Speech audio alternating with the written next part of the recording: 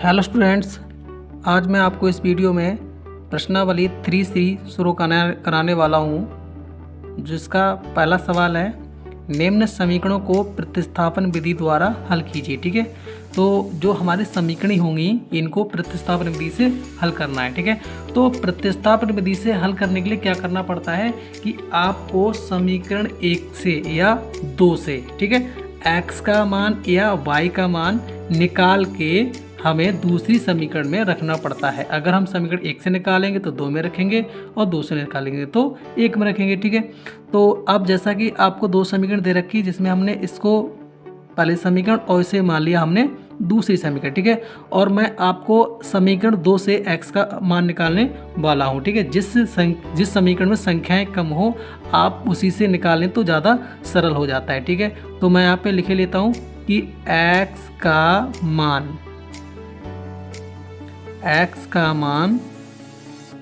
समीकरण 2 से, ठीक है। तो देखिए अगर हम x का मान निकालेंगे तो देखिए हमारा क्या हो जाएगा, y माइनस का था 1 माइनस का था, जो बराबर जाके प्लस के हो जाएंगे। ठीक है, y प्लस 1, और ये हमारी बन जाती है समीकरण 3। ठीक है, हमारा y का मान निकला y के पदों में, ठीक है, x का मान निकला y पदों में। अब हम किसको लगा देंगे, समीकरण 1 में लगा देंगे। ठीक, लिख देंगे यहाँ पे कि x का मान समीकरण 1 में प्रतिस्थापित करने पर, ठीक है। तो देखिए हमारा क्या है, 2x दिया हुआ था, 2 और x की जगह हमारा आ जाएगा y प्लस 1 और प्लस आपके 3y प्लस 8 बराबर 0। ठीक है, तो 2 से गुणा करेंगे तो हमारा हो जाएगा 2y और प्लस 2 एकम 2 और प्लस 3y प्लस 8 बराबर 0। ठीक है, तो देखिए यहाँ पर हमारा क्या होगा, यहाँ पर 2y और 3y दोनों प्लस प्लस के हैं तो हमारे जुड़ जाएंगे, यानी कि 5y हो जाएंगे। ठीक है, और यहाँ पर ये 2 और ये हमारे 8, ये आपके हो जाएंगे 10। ठीक है, अगर हम y का मान निकालेंगे तो 10 को बराबर के उस ओर लेके जाना पड़ेगा, यानी कि 5y बराबर हो जाएगा माइनस का 10, तो 5 दूनी 10। ठीक है, तो यहाँ पर आपको y का जो मान है वो मिल जाता है माइनस का 2। ठीक है, और इस y का मान हम लगा देंगे समीकरण 3 में। वैसे तो आप चाहे 1 में रख लीजिए चाहे 2 में रख लीजिए, लेकिन आपको सरल 3 में रखने से हो जाता है। ठीक है, तो लिख देंगे कि y का मान समीकरण 3 में। ठीक है, तो देखिए समीकरण 3 हमारी क्या है कि x बराबर y और y का मान माइनस का 2 और आगे प्लस का 1। ठीक है, तो x का मान माइनस का 1 मिल जाएगा, क्योंकि माइनस के 2 हैं प्लस का 1 है तो आपका घट जाएगा। तो इस प्रकार आपका आंसर हो जाता है। मैं आपको सवाल संख्या 2 बताने वाला हूँ। ठीक है, तो 2 में आपको x माइनस y बराबर 3 दिया है, ये तो हमारी समीकरण 1 हो जाती है। और इस समीकरण को थोड़ा सा हम हल करेंगे। ठीक है, तो इसका जब लासा लेंगे तो हमारा 6 मिलेगा, तो 3 दूनी 6 यानी 2 बार आए तो आपको हो जाते हैं 2x। ठीक है, और प्लस 2 तियाँ 6 तो आपको हो जाता है 3y और बराबर आपका 6। ठीक है, तो आपको अगला समीकरण बनके तैयार हो जाएगा कि 2x प्लस 3y और ये 6 हैं वो बराबर में 36 कर लेंगे, यानी कि गुणा कर लेंगे, जिससे आपका ये समीकरण 2 बन जाएगा। ठीक है, अब यहाँ पर हम x का मान समीकरण 1 से निकालें तो लिख देते हैं यहाँ पर x का मान समीकरण 1 से। ठीक है, तो देखिए हमारा x का मान जब निकालेंगे तो x बराबर आपका 3 प्लस y हो जाएगा और इसे हम बना लेंगे समीकरण 3। ठीक है, तो इस x का मान हम कहाँ लगाएंगे, समीकरण 2 में लगाएंगे। ठीक है, तो लिख देते हैं कि x का मान समीकरण 2 में प्रतिस्थापित करने पर, 2 में प्रतिस्थापित करने पर। ठीक है, तो आपका 2 और x की जगह क्या आ जाएगा हमारा 3 प्लस y और प्लस आपके 3y बराबर 36। ठीक है, तो अंदर 2 से गुणा करेंगे तो 2 तियाँ 6 और प्लस के 2y और बराबर आपका 3y बराबर आपके 36।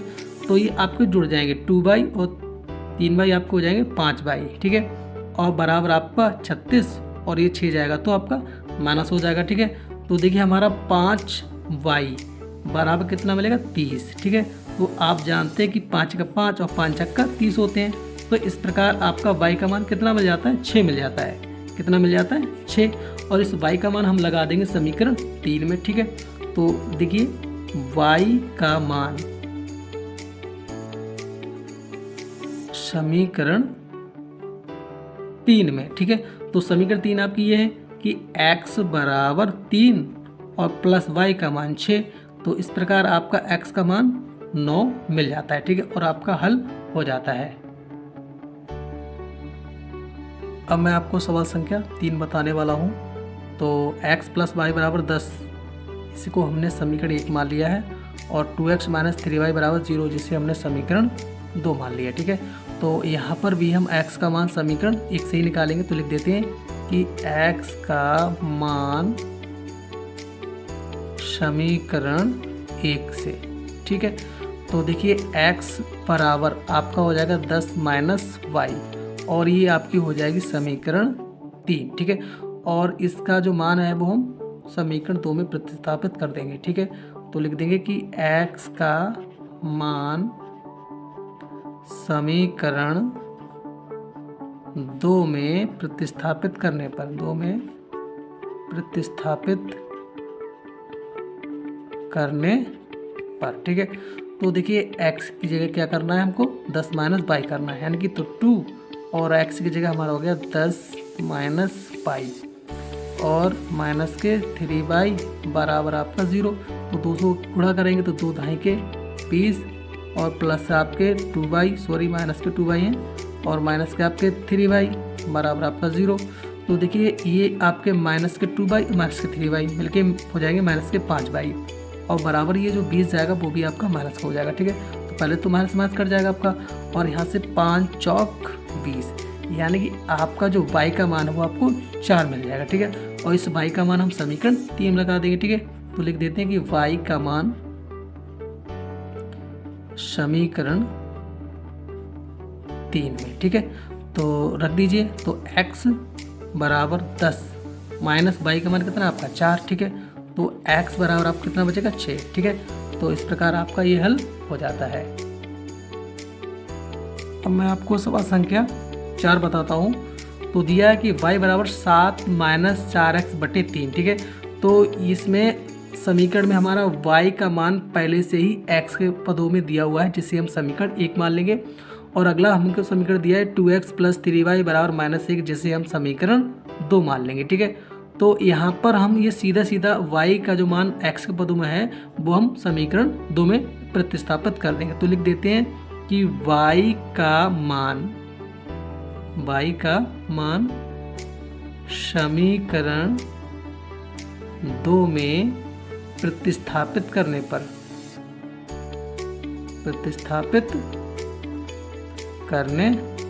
ठीक है, तो देखिए हमारा क्या आ जाएगा कि 2x प्लस 3, और y की जगह हमको आएगा 7 माइनस 4x और बटे 3। ठीक है, और बराबर तो हमारा कुछ बराबर आपका माइनस का 1 है। ठीक है, क्योंकि समीकरण 2 में रखा है।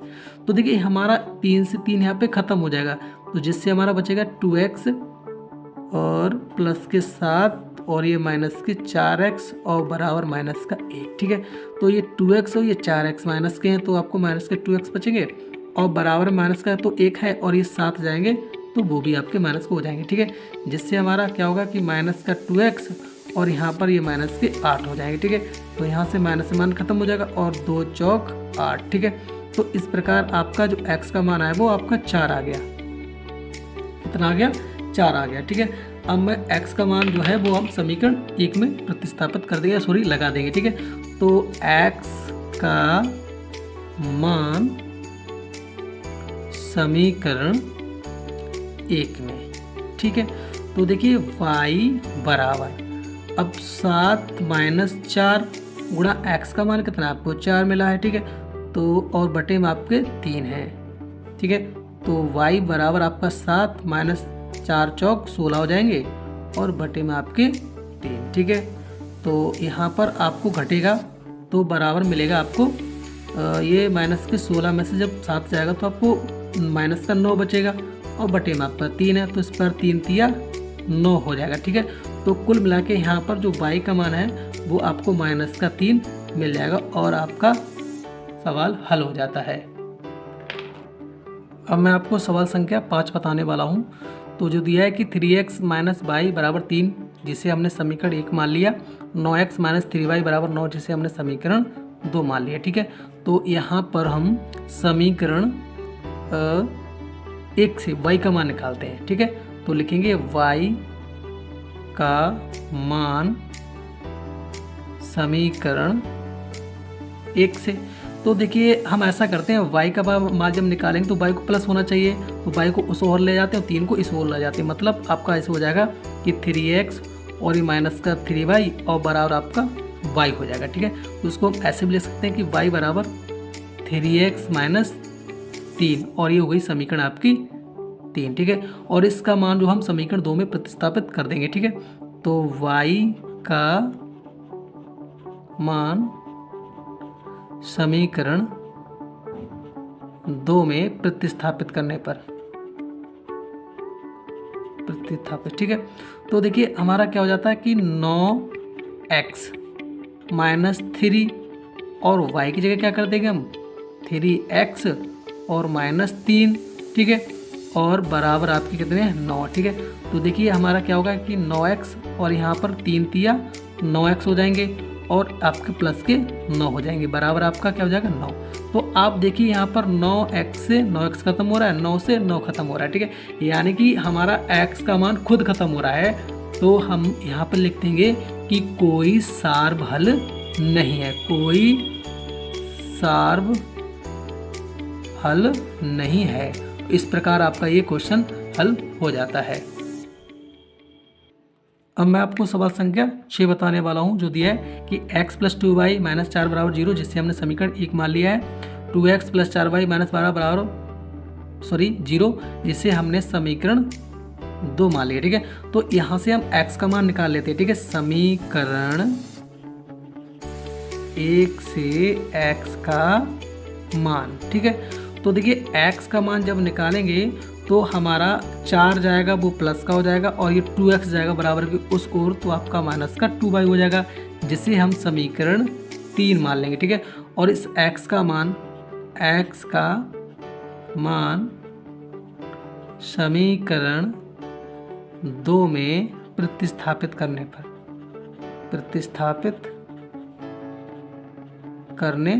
पर ठीक है, तो देखिए हमारा क्या हो जाएगा कि 2 और x की जगह हमारा हो जाएगा 4 - 2y और प्लस के आपके 4y माइनस के 12 और बराबर आपका 0। ठीक है, तो जब हम गुणा करेंगे यहाँ पर तो देखिए क्या होगा,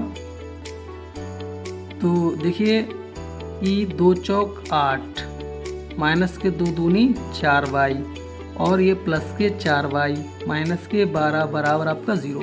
तो देखिए यहाँ पर भी आपके 4y से 4y खत्म हो रहा है और यहाँ से आपको बच रहा है केवल -4 बराबर 0। तो यानी कि हमको समीकरण से x का या y का मान निकालना चाहिए होता है, तो वो क्या हो रहा है कि इसमें y का मान खुद ही विलुप्त हो रहा है। तो यहाँ पर भी लिख सकते हैं कि कोई सार्वहल नहीं है, कोई सार्वहल नहीं है। ठीक है, तो इस प्रकार आपका ये छठा क्वेश्चन भी कंप्लीट हो जाता है।